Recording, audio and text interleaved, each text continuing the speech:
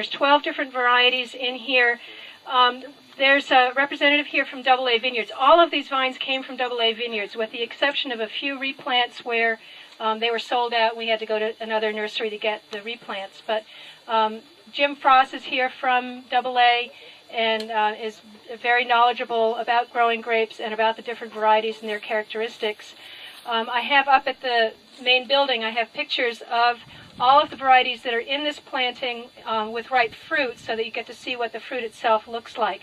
But if you look through the AA catalog, and I have a few copies here and there's more up at the building for you to look at, all of the varieties that are listed as seedless table grape varieties in that catalog are in this planting.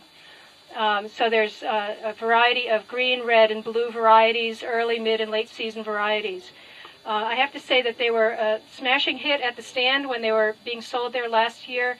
I'm told by the stand crew that I would pick on Fridays, and there were people who would line up on Saturday morning before the stand was open because they wanted to make sure that they got grapes before they sold out.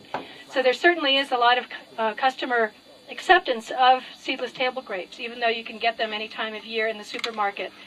The ones that we can grow here locally are somewhat unique. They're certainly have some interesting characteristics, a lot more flavor, I think, than what is commercially found in the supermarkets, and the customers are definitely responding to them. And the new varieties that have been developed in recent years from some of the different breeding programs around the country really do have some good winter hardiness and can take the kinds of winters that we have here. So if you wanted to walk down through, I'm very happy to take any questions if you want, but all of the sections are labeled individually. It's kind of a randomized planting, so they're all mixed in together, but the end posts on the west side of each section of grapes between posts has the name of the variety. So for example, this is Reliance right here. This is Marquis right here. On the third row on the end is Mars.